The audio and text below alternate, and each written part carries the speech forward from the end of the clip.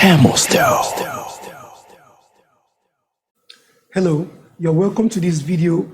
This is Emmanuel Kadiri, and I'm going to be taking you on a long journey on Physics 191. All right, in this particular video, we are going to be talking about graphs.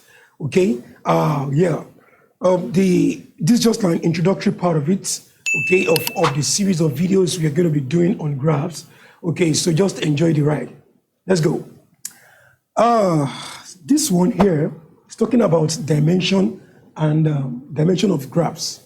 Okay, well, talking about dimension of graphs, there are two kind of dimensions, considered, mostly considered, okay, in our everyday use of graphs. Okay, the two dimension of graphs, the one of them is two-dimensional graph.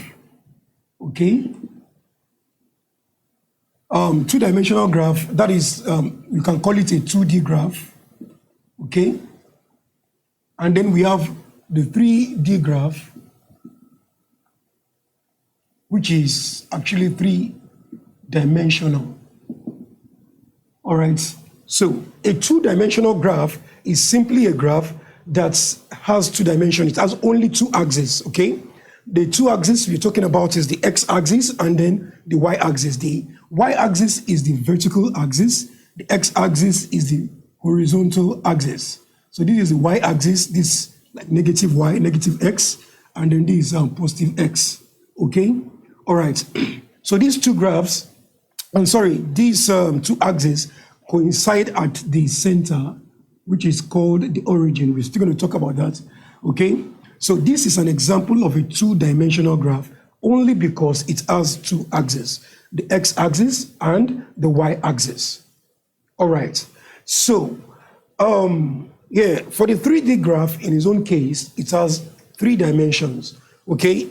Three dimensions because it has the x-axis, the y-axis, and also the z-axis. All right, so conventionally, we make the z-axis to be at to be the vertical one, okay? So conventionally, we make this to be the z-axis, okay? Now, the y-axis is something like this, okay? Yet still 90 degrees, okay? And the x-axis, something like this.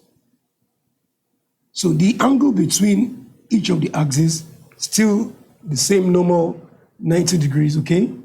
All right, so this is the x-axis, the y-axis, and the z-axis. Any graph that is of this nature is called a 3D graph, okay? So what's the difference between the two? The two-dimensional graph is this graph that represents objects that are on a flat surface. It represents a flat-surfaced object, okay? And then the three-dimensional graph is usually used to represent objects in space. So if this happens to be a flat surface, and I have a position in space like this, outside the surface, okay? Anytime I have something of this nature, and I need to represent it on the graph, then I would use the three-dimensional graph. The three-dimensional graph attempts to represent objects in space, yet on a flat surface. But then, okay, the way the whole thing will be structured, it will look as if, yes, it is something in space. For instance, look at this. This is a rectangle, okay? It is flat. It is a rectangle, it's a box, okay? It's a rectangle rather, and it is flat. But if I want to represent a cube or a rectangular box, okay, that one is going to be like in form of 3D. 3D because it looks as if, apart from the flat thing, we have something bulging out, okay, like a boxy kind of stuff. You understand what I'm trying to say? So this kind of boxy stuff is what this kind of graph is used for, okay? Now, the real-life effect of a two-dimensional plane or a three-dimensional graph, the real-life effect of it can be more practical when we see, if you look at the old cartoons, okay?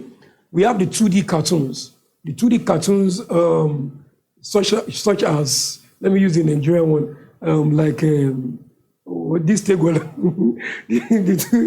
okay, and then this Ajebo cartoon and all that. You see that they'll be working with their side like this and all the stuff. Okay, so because it is a 2D kind of cartoon. Okay, but then the 3D cartoon, if you look at if you watch Shrek or you watch all those modern cartoons, okay, looking more boxy, looking more bulky, like human, like a real real human or animal form and all of that. Okay, so they actually use a 3D effect on them. Okay, so if you see the graphical structure too, it's going to be a 3D graph. All right, so I just want to make you to understand that we have two possible kind of we have graphs can be represented in two possible dimensions: the 2D and also the 3D. Okay, now while I can have a point like this, okay, this is a point on the x-axis, a point on the y-axis, and then, okay, this can be said to be a point P with the coordinates x0, y0. Why? Because the point P is made from a particular value on the x-axis and another value on the y-axis. So a value along the y-axis and a value along the x-axis coincide at this point to form this P. Okay, and so we have these two guys here. Okay, good. So these two guys here, we call them coordinates. Coordinates. Okay? Okay, this is the x-axis. And here we have the y-axis.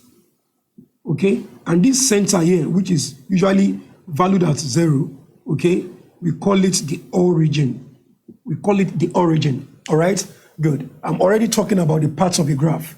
Okay, so we have this as the axis. We have this at the axis too. So this is the negative side of the x-axis, the positive side of the x-axis. This is the negative side of the y-axis, the positive side. So if we have the numbering, this one is 0, this one can be 1, 2, 3, and so on. This one is -1, -2, and all that. So then to the left too, from the origin, we have the negative side. To the right, we have the positive side, okay? Now, we have all of this thing here. This is the point. The point can be called point P. So this is a point on the graph, and we can have several points which will form the line. Okay, while this one is the line of the graph. Okay, so this is the line of the graph.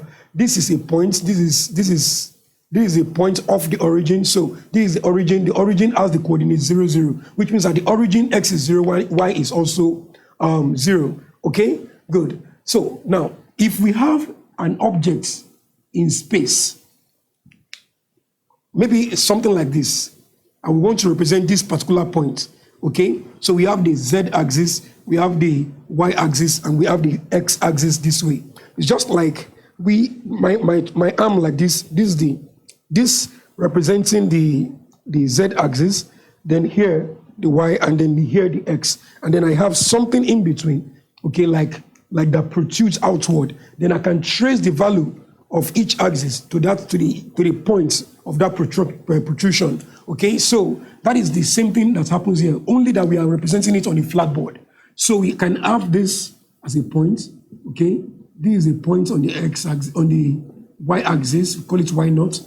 A point represented, the same point on the z-axis, let's just call it z0, and then the same points can be traced down to a particular area on the x-axis, and then we can call this one x0. Okay, so this is an object represented in space, protruding outwards, and all that. Okay, so right, in this case now we can have the p, which is x0, y0, and z0. Okay, and then everything is fine.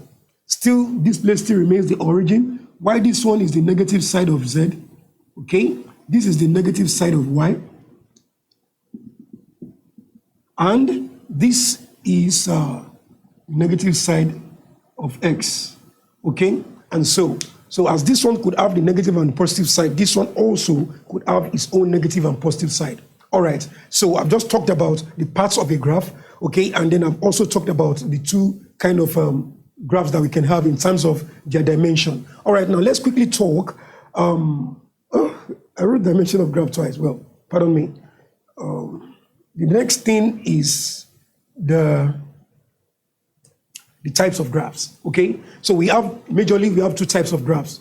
We have the straight line graph, and then we have the curves, okay? So talking about types of graph, right? We have the straight line graph,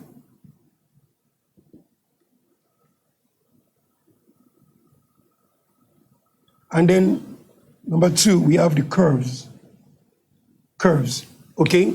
So the straight line graph can also be called, another name for the straight line graph is the linear graph, while curves can be called non-linear graph. Curve is called a non-linear graph, okay? So curves are called non-linear graphs. Why the straight line, any graph that is just a straight line, is called a linear graph, all right? So, so excuse me, these are the types of graphs that we have, and then, but among these two types of graph, the one that we are most likely using in physics, physics is so you know, so fond of using linear graph, and soon you're going to find out the reason why.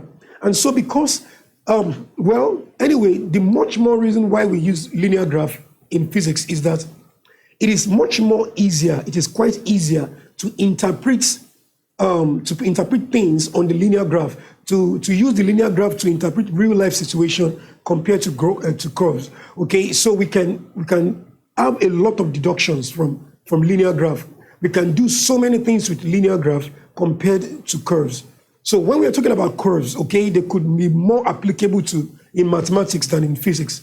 But when it comes to physics, even if the graph is meant to give you a curve, we always find our way of converting the equation of the linear graph to a non-linear graph to a linear graph, then before we now plot the graph, okay? So as we continue in this journey, you'll find out much more about graphs and the reason why we stick better to linear graph than non-linear graph, especially in practical physics. Then see you in the next video.